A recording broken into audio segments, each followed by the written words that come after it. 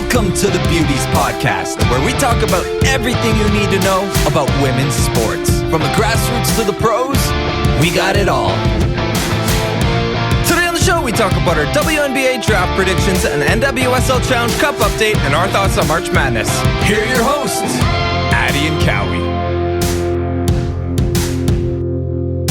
So we're going to start today off with a question for the one, the only Alicia Cowison, because the March Madness finals has wrapped up. Mm-hmm.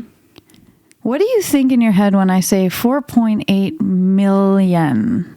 Viewers? Baby, let's... Viewers. Can you believe, first and foremost, how incredible that tournament was, start to finish? Yep.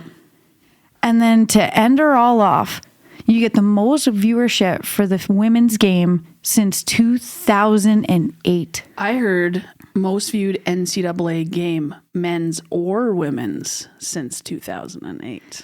Whoa. That is just unbelievable. I feel like I've said it on like 10 of 20 episodes, but for the 21st episode, when you put women's sports on TV, people watch it. People want to see it. And the storylines, and we talked about last week too, just about how they connected the WNBA in there was super cool. So how'd you end up with your bracket there? We've talked about that. I am an underdog fan. My bracket very much represented that mentality. Which means I deleted the app after March Madness was done because there was no need for me to brag about anything within my bracket.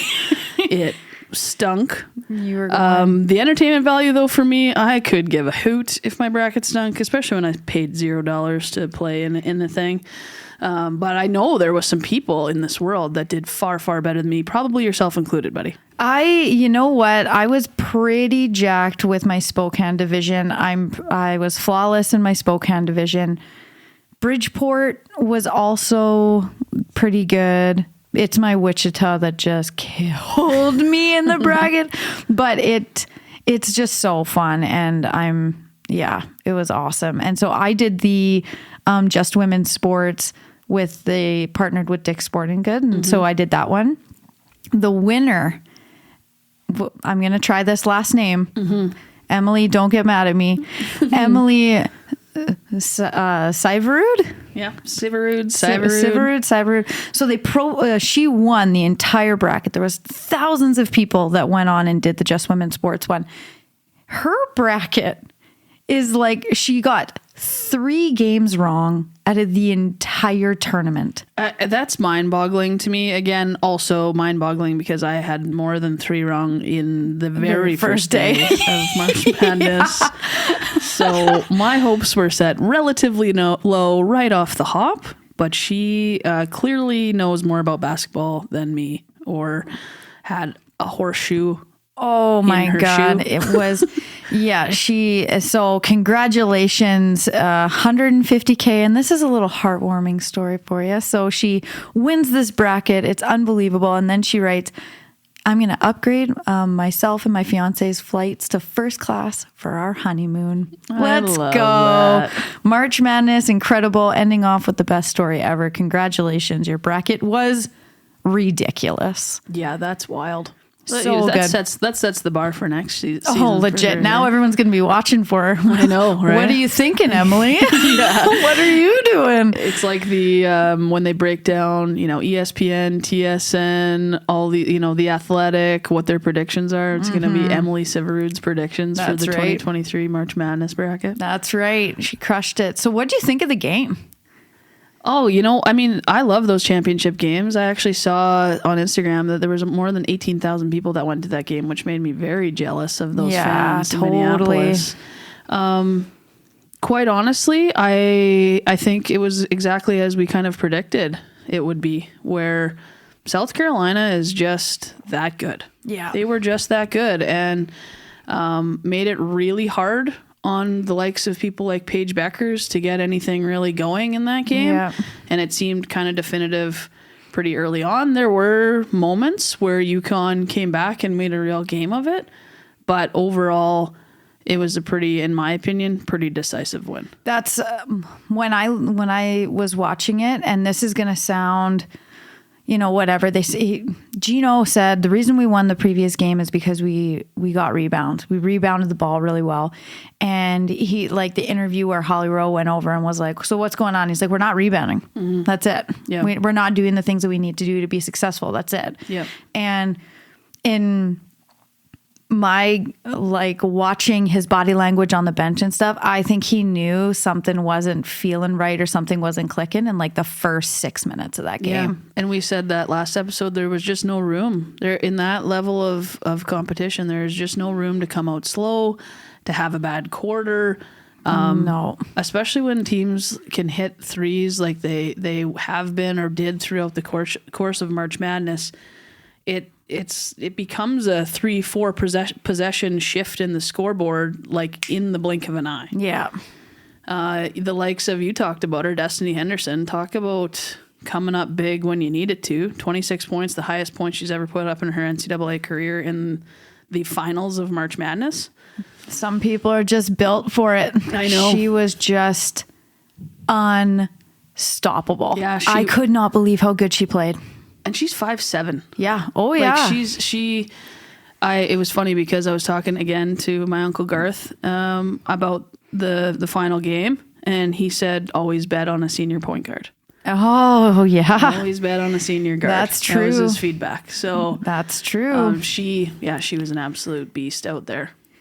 Yeah. And so that game was a little bit more lopsided than I was anticipating it to be, but all in all, incredible. 4.8 mil people tuning in. You can't ask for anything better than that. Yeah. No, it was fun to watch, and next time, we've said it now. Let's just not hum and haw. Let's go. It was an 8-hour drive and we didn't go. We got to go. Yeah, next time if there's an opportunity, especially like that within driving reach, we got to go. Jump in the truck, don't even think. Yep. Just get out there, because Exactly. I think their timing, like obviously March Madness is always going to happen in March, but now literally people like Henderson, Howard, Engsler, these incredible women are now literally on such a high of everything that happened throughout this tournament. Yep. We're right into the draft. Yes. So the WNBA draft happens tomorrow at 7 p.m. Eastern. So it would be yesterday for you by the time this hits your ears, which is really exciting. And I think the buzz, you're right, happening around this inaugural matching of March Madness between the men's and women's brackets. There is so much momentum in women's sports, never mind women's basketball. Yes. And they've done an incredible job of really highlighting these women. That we talked about that. They did that during the broadcasts of March Madness. Now bringing them in for finally, after a couple of years of missing the in-person buzz of events like this through the pandemic, there's 12 of them who get to go and be a part of the WNBA draft. And like you said, there's been, what was it? The hoop bus. The hoop bus. Oh yeah, for sure. And then just to go back to what you said at the beginning of when you started talking about the draft, it has never been a better time to be a female basketball player. Oh, 100%. It's never been a better time to be a female basketball player. The amount of opportunities that are there, and then to be able to watch this huge tournament now right into the draft, like if I was a basketball player right now, I would be excited about everything that can happen. So, they just, and then even with the hoop bus, whoever thought of the hoop bus, what Cowie was just talking about, it is your standard school bus. Yeah. And they put a basketball hoop on the front of it. And so what the 12 women that were invited to the draft jumped in the old school bus, drove around town, and would do pickup games with kids all over the city and tell them about the draft. And, we're prospects. Like, we're going to be playing in the WNBA next year. And I was like, is there anything cooler than the hoop bus? And for us, it kind of strikes a chord. So Addie and I, for those of you listening, there's been lots of like mulling and dreaming of, where does this go and what's next? And one of the things that we've talked about was a Beauties bus. Oh, yeah. And how cool it would be at some point in our lives to have this deckled out Beauties bus, and we can, take the pod on the road and talk to athletes in person and be a part of some of these events. And so for us, the hoop bus was like, oh, there's a little tang in there right on the heartstrings of how cool that would be. And just because I always think the experience from everybody from all around. So the 12 women that are in that bus driving around, people are like waiting at the door for you to come out, and you're out there playing basketball and you know you're going to be drafted to the WNBA in 2 days. Yep. So unreal. Seeing kids wear your jersey, like whoever came up with the hoop bus, good on ya. That's such a great idea. But on that bus, Destiny Henderson, Ryan Howard, Emily Engsler. It is a star-studded cast on that bus. Oh yeah, big time. And this is the fun part for me too, is as much as you compete, we know this from our sports careers, as much as you compete against one another, once given the opportunities like this, whether it is in the form of banquets like we heard at the U Sports Nationals, or something like this going into the WNBA draft, they instantly become best friends. Absolutely. Yeah. Everybody is connected. Women propping up other women, which is awesome. That's exactly right. Because, well, we were even talking about the shift within the draft. So like the teams, because Natasha Cloud was all over the screen when Mystics got their first round pick, being like, I told you, coach, put me in. Yep. I'll get you your first round pick. And then they go and they trade her to Atlanta. Yeah, Indiana. First overall pick they had, and traded it off to Indiana so that bumps them down to the third overall pick in this first round. I think Atlanta has first pick. I thought it was Indiana. I think it goes Atlanta, Indiana, Mystics. 1, 2, 3. Well, looking it up. You keep going. I'm looking it up. And so exactly to your point of the draft and draft picks, and we can fact check me here, but you're right, because Indiana is 246. Now that I fact check myself in my own brain with the turned off iPad, that is just for show. You're right. Indiana is 24610, because that was my biggest thing for them. Was, in my experience, I mentioned this before we hit record today, I always revert back to fantasy drafts, because let's be honest, I'm not a GM. I don't live through real life drafts. And the stress in a fantasy draft, never mind a real life WNBA draft, of having 2, 4, 6, 10 in the first round. You feel like there's some certainties. Every kind of vision that we've seen put out into the world says that Ryan Howard is going to go first. Right. Kind of unanimous decisions are around Nalissa Smith going second overall.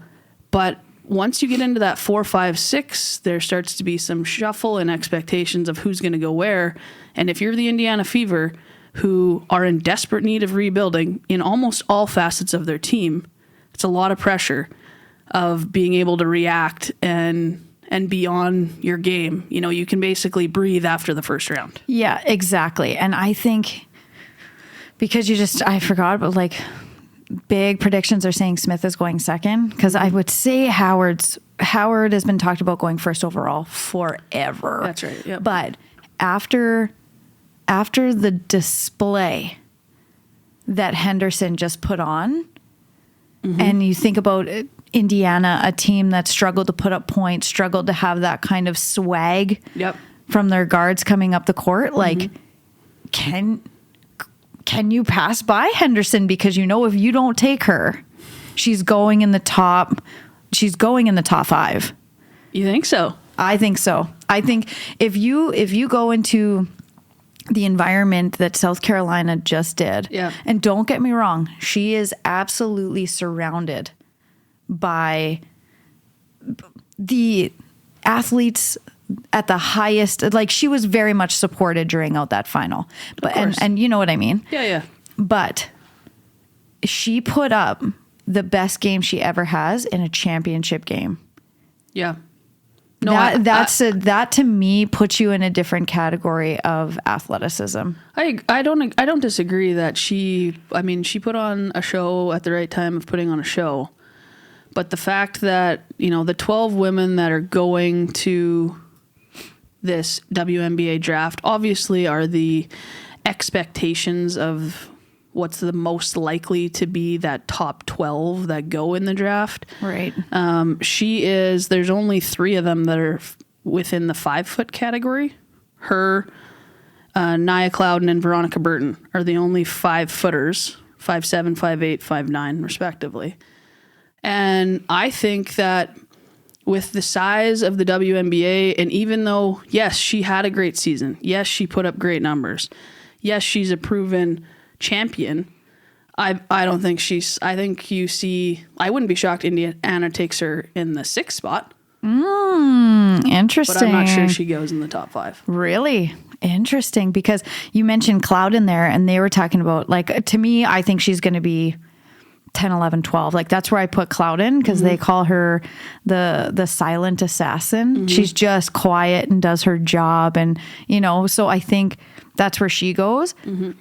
But yeah, like, I think it's going to be very, very interesting, because Engsler, what is she, 6?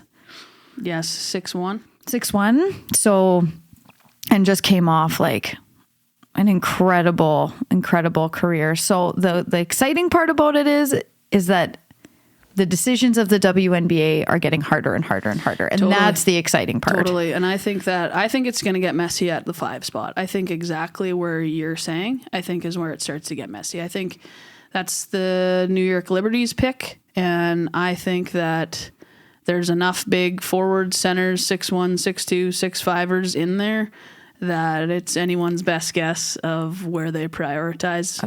Totally. Well, because you just get like, they just signed Steph Dolson. Their coach is just, you're right. It'll get down into that 5-6 spot, but I do think Henderson's going top 5. Okay.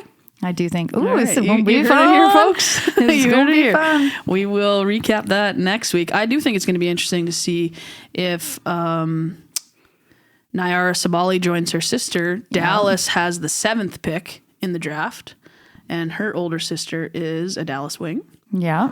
Second overall in 2020. Yeah, so we will see if she joins her sister at the 7th overall pick in the WNBA draft. So fun. So fun. Were you a little bit surprised when you saw the trade between the Mystics and Atlanta? Considering I thought it was to Indiana for a bit there. Yeah. No, I yes and no. There is always a position, especially when you've got an opportunity. So in that trade, they got 2 additional draft picks in this year's draft with the opportunity for a potential swap in next year's draft. Right.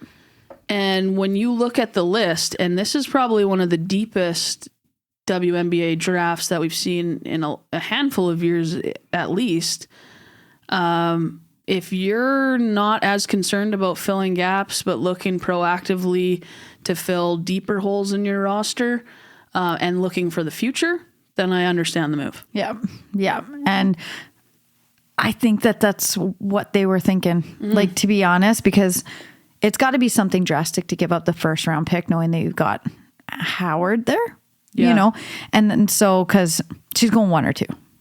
Yeah. So you just gave up Howard is the way that I look at it. So you got to think they felt like they were strong enough in that position and that they needed to look elsewhere. So smart move if that's their kind of thought process going into it, because 44 women out of NCAA alone, I think you mentioned 88 overall, registered for the draft, which I think is huge. Yeah, so keeping in mind that there are people who don't get drafted, right? So every year there's a new class of NCAA players that declare into the WNBA draft, but that also then includes people from overseas, people that aren't part of the NCAA, people who have declared in a previous year.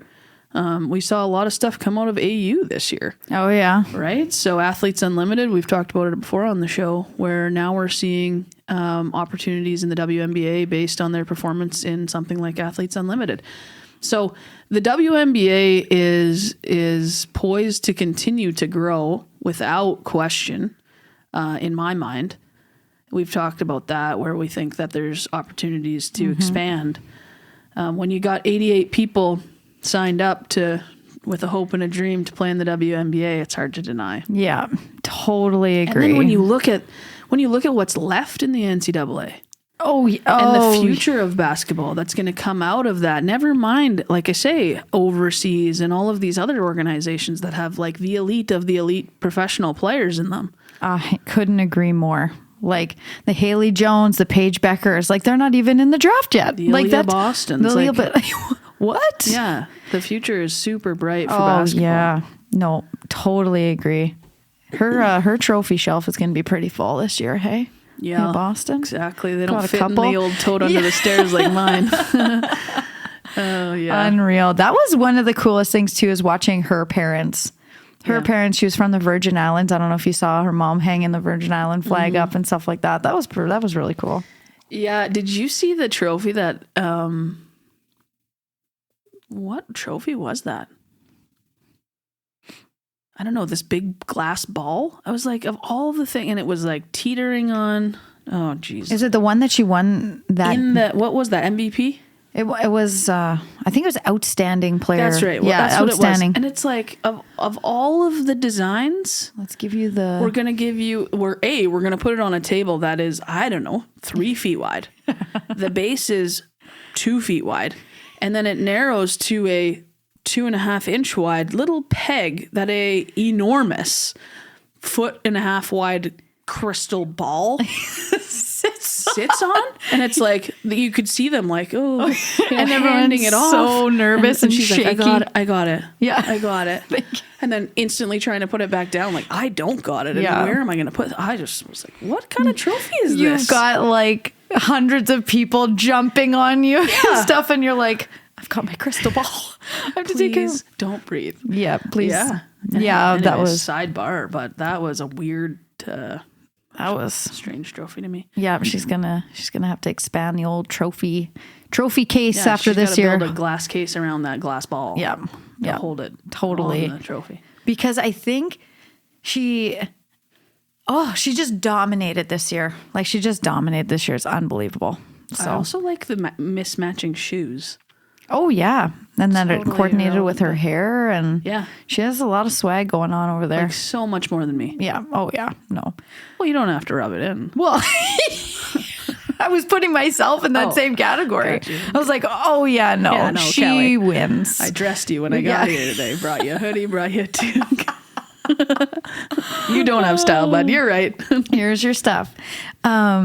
Because with the expansion talk of the WNBA, there are 2 expansions in the NWSL, and we've seen very different starts from the 2 different expansion teams from San Diego and Angel City. Yeah, we sure have. Goal differential for them is not in Angel City's favor. I think they're -7 through the first 4 games that they've played in the Challenge Cup. Yeah.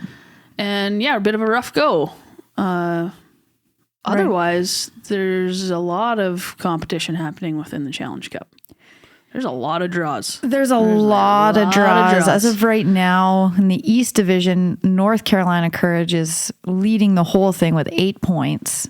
And you and I, we talk about this all the time because 4 games played, 2 wins, 2 draws, and you're winning. You're in the lead. We come out of hockey. You can tell we come out of hockey because I'm like, what is with him? I know it's part of the culture. I know it's part of, but when it comes to, because it's the Challenge Cup, you could make whatever rules you want. Yeah. You could say, let's have penalties. Oh yeah. No, you could have an entire, decide a winner. You can have a completely different, set of rules for the Challenge Cup over what the NWSL league is like. I totally agree with that. Yeah. But they are not. And the tie thing, from a coach's perspective, it's probably like, it's obviously nice in some ways that you can tie and you can still walk away with a point at least.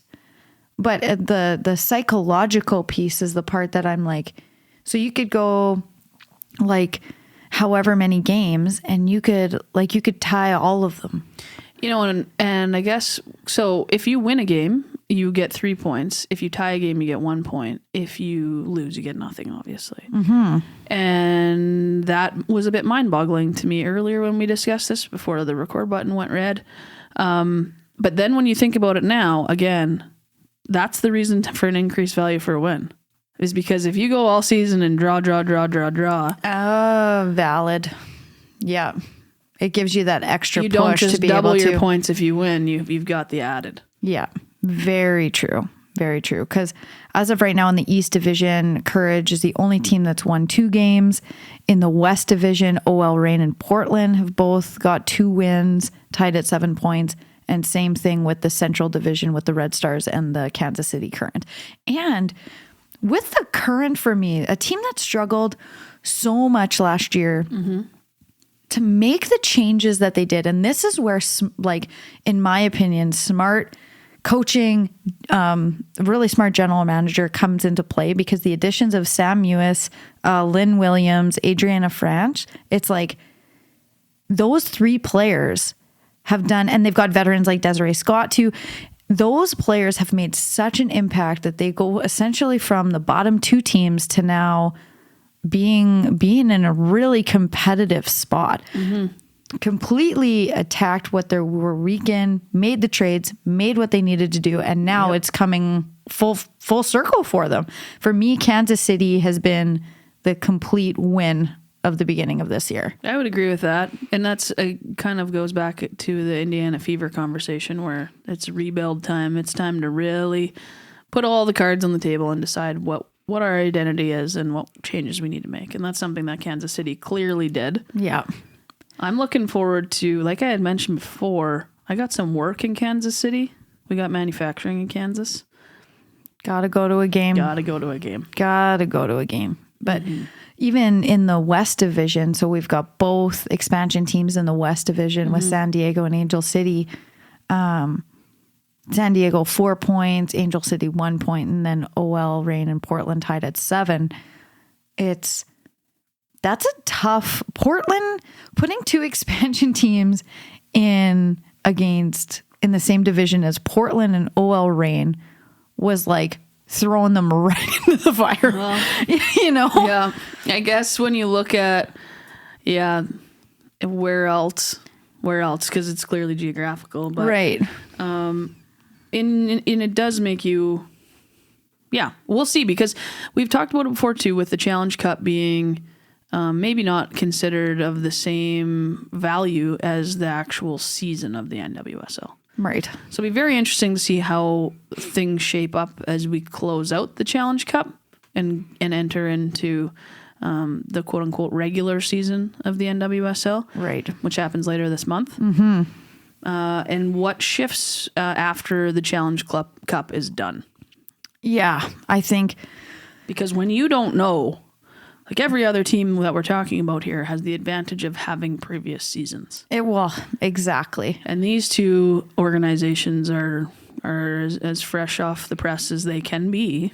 And so who knows? Yeah. Lots of time. For sure. If we head on over to the East Division, though, we want to get into the Washington Spirit Gotham showdown. I love a little Twitter banter.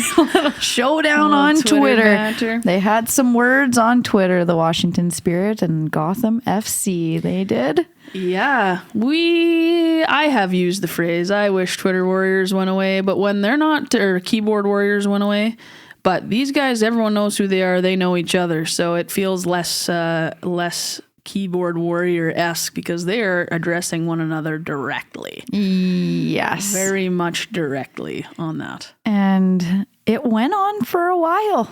There was a lot of back and forth, a lot of different people chiming in on it. Yeah, exactly. So Washington and Gotham tied, and Washington put a post up on Twitter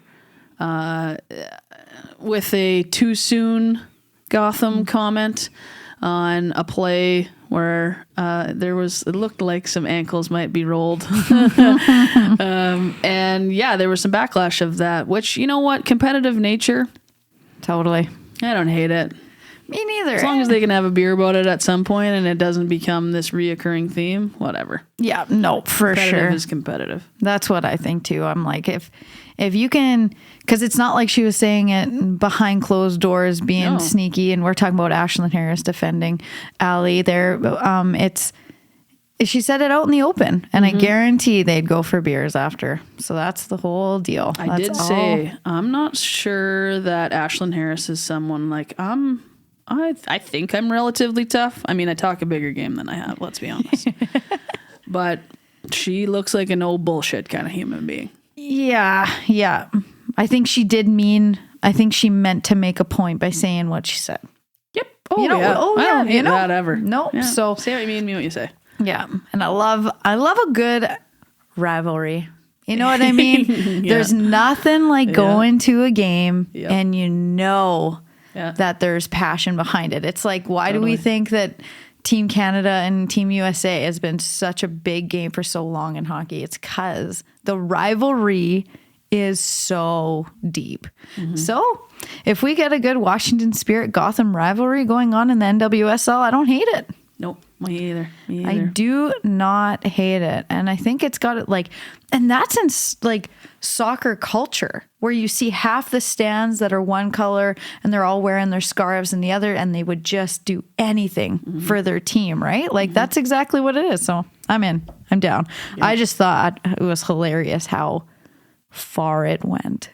Oh, yeah. And then it's also funny to me when regular Joe's like, yourself and myself start to chime in and like, ooh, someone woke up on the wrong side of their cornflakes. It's more like mixing all of the, craziness. So, yeah, no, that was pretty fun. So, hey, we're all in for rivalries over here. And with saying that too, the PWHPA came to a close. Yep. For this season, with Calgary taking the W for the showcases. Yeah, they are the Secret Cup champions. Secret Cup champions. And Harvey's won the Montreal showcase that just happened this past weekend. A great hockey, unreal, so good. But that's the difference.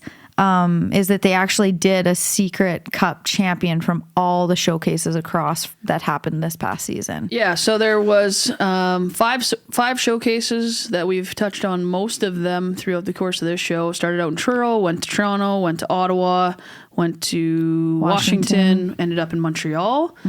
And of those, and which is part of what I really enjoyed about how they structured this tour for themselves, is by having a point system, it allowed it to always be competitive instead of it feeling like a showcase that you're just putting on a show for the fans and trying to grow an audience. It allowed these women to compete with one another. So out of every showcase, like I mentioned, there's 5 showcases. Each team traveled to 4 of 5 showcases. The winner of that showcase got 3 points, second got 2 points, third got 1 point, and obviously whoever finished 4th didn't get anything. Big goose egg. And Scotiabank started out the first 2 showcases in Truro and Toronto winning it. Then they didn't play the third one. And then they got second in the Washington showcase and then finished... They're lucky that they finished third in the Montreal showcase. In that they finished with 9 points. Harvey's, who to me, it was a bit of a shock because it seemed like in the last, recent memory of mine that they were the team to beat. And they started out on the year finishing second to Calgary in that Truro showcase, big goose egg in Toronto, which is what killed them. Yeah. And then winning their last 2 in Ottawa and at home in Montreal. So they finished with 8 points. Boston, unfortunately, big goose egg across the entire season or showcase season. But I think that doesn't do it justice in terms of the level of competition. It's and part of that too has been both for the Boston region and Minnesota. The COVID didn't help. Not COVID a chance. Didn't help. And so lots of moving rosters and travel issues and things like that. So all in all, the Secret Dream Gap Tour to me was a big success. I think we've seen through social media that the players really enjoyed themselves. They put on a great show. Yeah. Everywhere they went, I think they had excellent host communities that they went to too. They felt like professionals, or to me, it looked like they were treated as they should be, like professionals. So I'm excited to see what the future for women's hockey holds, and if we see another Dream Gap Tour next year, or if we're getting closer to that single viable league. Yeah. Knock on wood, because that's what we got to do. We got to get to a point where it's one. And the only thing is that with all the different showcases, I 1000% agree with you. And I'm super grateful for these sponsors that, you know, stepped up and said like, no, we're going to host something, you know, they've got incredible sponsorship. So that's huge for everybody. Like, it's awesome for the women, but for us too, like to be able to watch consistently over the time period, I think is huge. They had some hockey cards. They had some hockey Montreal, cards, which I thought was awesome. but like, I think is that it should, like, the whole cup piece of it should have been blown up a little bit more. Yeah, it did feel a little afterthought-ish. Yeah. I agree as a fan. And I think it was underrepresented throughout the course of the showcases. Yeah. Right? Yeah. Almost at the end of each event, there should have been this update based on like, this is the results of this showcase. And so now Calgary, or now Montreal, or now Minnesota leads in the over Cup the secret championship. Yes, yeah, like exactly. this is how it's rocking right now in this showcase, but this is affecting the secret cup by so and so. I think there should have been a distinct difference between the people, because I think, you know, Montreal taking the win here, which was awesome on home turf, couldn't have been better, and like had, I think Mary Philippe Poulin showed up. I think Melody Daou showed up. I think they had a tremendous showing for like star-studded athletes at this showcase, but then Calgary got the trophy at the end. Like, I think they're just a little bit more explanation on both sides, but next year we'll just do it. Yeah. Unless there's a league. So, but man, you can't say that there's been a lack of hockey to watch this year. No, definitely not. Definitely you can't not. say that, because the PHF, the PWHPA overseas, like the NCAA with Ohio State taking it for the first time, like it's been an incredible year for hockey. Yeah, the rivalry series, the addition of, you know, that rivalry series with the PWHPA in Pittsburgh. I thought that was really smart and really well done. Definitely, we've already said it on this show, that the momentum in women's sports is evident. Oh, yeah. Basketball, but hockey included. And, you know, if any of you listening are big hockey fans, and I think that's the message that I have for people, is we can also, as just a collective hockey community, continue to support one another through it. Educate yourself on what the PWHPA is trying to achieve. Yeah. And the people that are involved. You know, you can listen to episodes of the Noxie and Cax show where they go into the details of the CWHL folding and players from Canada and the US coming together as this collective. Educate yourself on what the PHF is trying to do. Understand that it is one goal, taken in slightly different directions, but there is no battle. And even from a U Sports perspective, go out and watch. If you're listening and you're in Saskatoon, go watch the Huskies play. If you're here in Winnipeg, go watch a Bison game. Yeah. If you're in PEI, go watch a Panther game. Yeah. If you're in Concordia, go watch a Stinger game. But go and watch and support it. Yeah. Because these women are at an elite level, whether you're U Sports, NCAA, or through any of these other leagues. Yeah. Could not agree more. And when you rattle off all the leagues that you just did, it's and I didn't even cross an ocean. No, that's right. Because the first thing that jumps into my head is all the women that we know that are over there, like just living the dream, having the time of their lives overseas, playing in Europe, right? Yep. Which hopefully, you know, Sophie Van Dale, which we were talking to last week, you know, that should be a natural progression for people to just think about, right? So, no, very, very cool. So tons of hockey this year. And then one that we've talked about, but it kind of went, you know, the Grand Slams are always, you know, the main thing that people talk about. But then in between, the 250, WTA 500, 250s, 500s, 1000s, right? So there's a big WTA 500 credit one in Charleston happening right now. And the reason I wanted to kind of touch on this one is because big names go to WTA 500s. You have to compete between Grand Slams, right? So you've got Sabalenka, number one seed, and huge names. Fernandez was there, Jessica Pegula was there, and it's just so interesting to me when you get to a WTA 500 event and you've got somebody that's made it so far in a Grand Slam and they're being eliminated in the round of 32. Like that is how competitive tennis is. And so the final will be decided by the time everyone's listening to this, but it is between Bencic, number 10 seed, versus, and we talked about this beforehand, I'm learning this lady's name, number 4 seed, Ons Jabeur. Yep. Sounds great to me. That was all right. Yeah. It's between those two for the final for the WTA 500. And their paths to get there were against star-studded athletes. But the cool thing about Ons is it's our first ever final appearance. Talk about the jitters. Oh, baby, right? And the next Grand Slam coming up is Roland Garros at the end of May. And I just, for the, the title names, the marquee names in tennis, they're being knocked out in the round of 32, round of 16. I think we're going to see a huge change in the landscape of tennis coming up here in the next little bit. Serena did do a little teaser. I don't know if you saw that running to Wimbledon. I'm like, obviously everybody is like, yes, please. Yeah. Yes. But who knows if it's actually true or not. I did see that, which that's a good little troll probably. Yeah.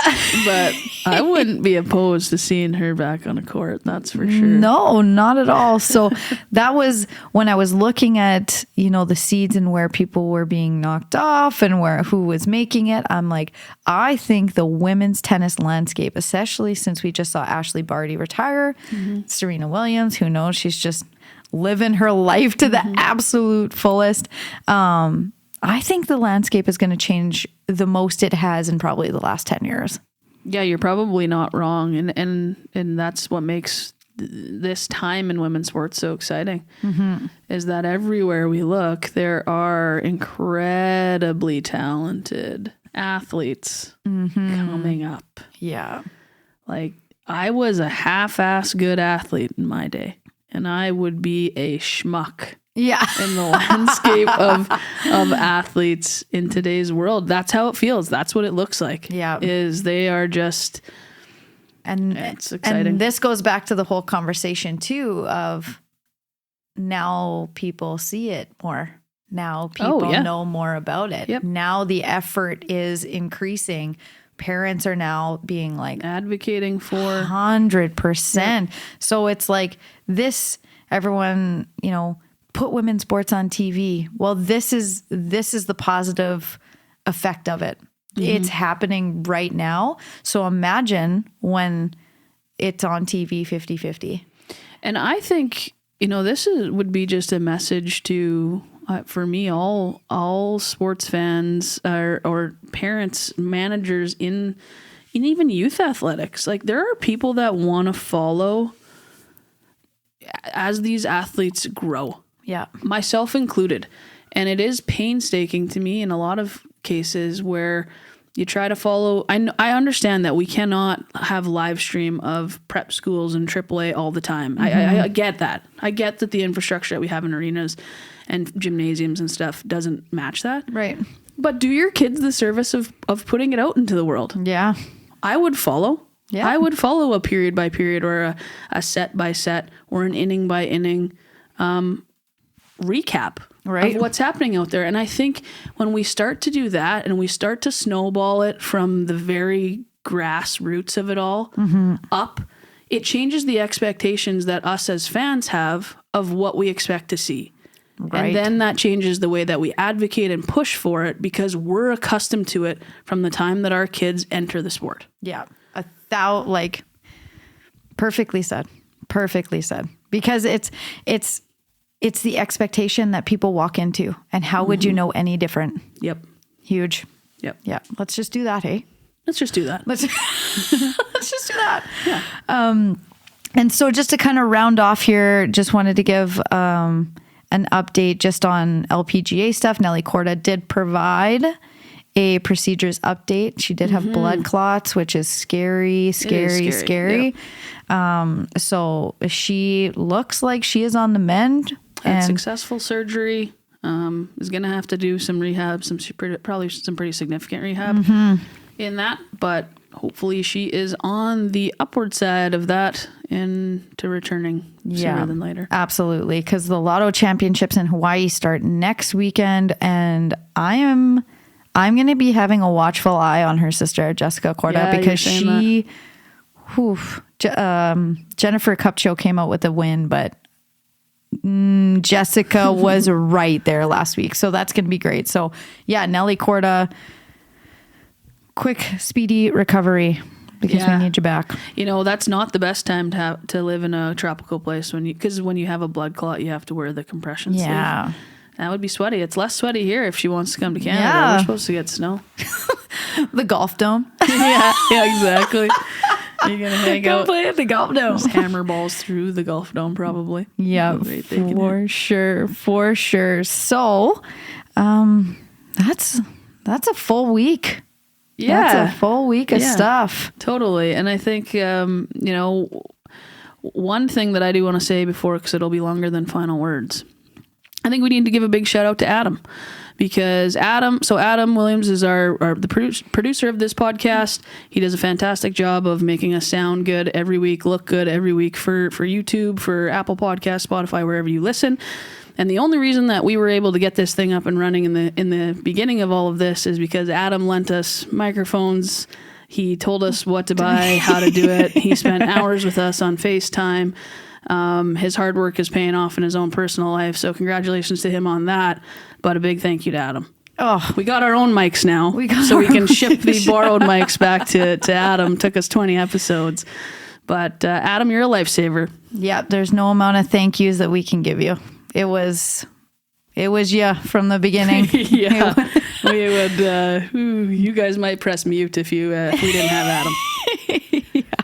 Amazing. Yeah. Thank you very, very much. Very much. It's greatly appreciated. And another huge thing, merch. Yeah, you're right. So merch, one of the biggest things, everything for us is learning curve. And so there are updated quantities. You can buy merch. We right now got rid of the whites. We went with the black and the grays. So they are available in all sizes to get shipped out to you. We do have some fun things coming in terms of options of different color logos and things like that. So stay tuned. But if you are looking to rock Beauties merch, we would appreciate you, just like every other, like, subscribe, share. But the merch is coming, so get it while it's hot. Oh, amazing. She comfy. She is comfy. Yeah. So yes, please, if you haven't already, subscribe, join the Beauties community. We just love it. We love seeing it grow. We love seeing amazing people be a part of it. So please, if you take a second out of your day, that would be greatly appreciated. Huge. So Cowie, final words.